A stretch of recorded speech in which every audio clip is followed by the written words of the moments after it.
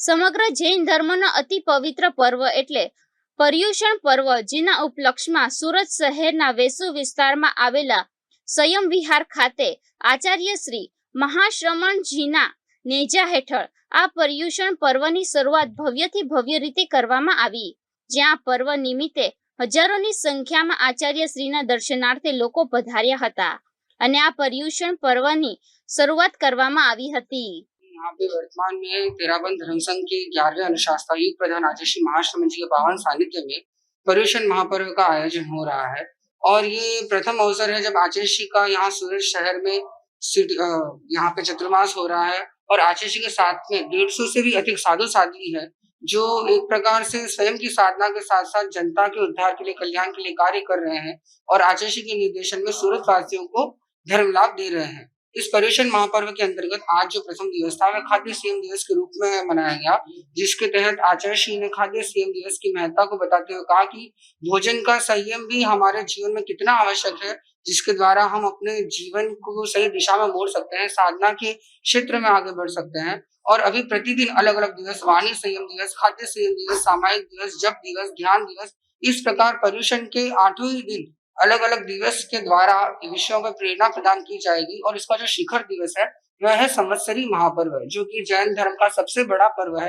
और ये पर्व लौकिक त्योहारों से कुछ अलग है, हटकर है, जहाँ पर आमतौर पर दूसरे त्योहार आमोद प्रमोद या फिर वहां पर हर्षोल्लास या एक प्रकार से मौज मस्ती के द्वारा मनाए जाते हैं, परंतु ये एक ऐसा त्योहार है जो मौज मस्ती से अलग बाहर की दुनिया से भीतर की दिशा में ले जाता है।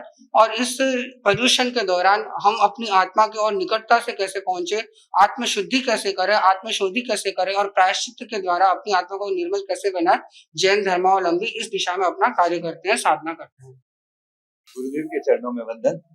अभी आपको अनुशासन मुनि ने जो पर्युषण पर्व के बारे में बताया, आत्मशुद्धि का महापर्व और जैनों का एक महापर्व जो आज से शुभारंभ हुआ है। आप देख रहे हैं महावीर संवत्सरण, महाश्रमण सभागार और भोजनशाला में जितनी भी हमने बैठने की व्यवस्था की थी वो सारी हमारी पूरी हो चुकी है। कम से कम 25 से 30 हजार लोगों की उपस्थिति में आचार्य महाश्रमण जी ने पहला दिन खाद्य संयम दिवस और अपनी आत्मा की शुद्धि के लिए जो आचार्य महाश्रमण जी ने प्रवचन दिए, वो सूरत में 21 साल बाद जो चातुर्मास हो रहा है। और ये तेरा पंथ के लिए एक विशेष बात है कि आचार्यों के काल में ये 2003 के बाद यह पहला पर्युषण पर्व मनाने का मौका मिल रहा है। तो सभी से अदर संप्रदाय और जैनों से भी विशेष ने आत्मशुद्धि के पर्व को, अपनी आत्मा की शुद्धि और अपने मन को हल्का करने का, और आखिरी दिन 8वें दिन क्षमापना जो संवत्सरी महापर्व का आयोजन होगा। और 8 ही दिन हमारी पूरे प्रवचन में और पूरे दिन हमारे प्रोग्राम का शेड्यूल है। सुबह 5:15 से लगाकर रात्रि के 9:30 बजे तक महाशिविर जो है, इसमें पूरे दिन आध्यात्मिक लाभ ले सकेंगे और इस पर्युषण का विशेष आनंद और पूरे धर्म आराधना चल सकेगी। और आचार्य महाश्रमण जी के सानिध्य में ये सारे प्रोग्राम हो रहे हैं। ओम अरहम। आज से हमारे पर्युषण महापर्व शुरू हुआ है। आज पहला दिन था और लोगों का इतना उत्साह था। आज गुरुदेव का हमारे पास यहाँ चातुर्मास हो रहा है।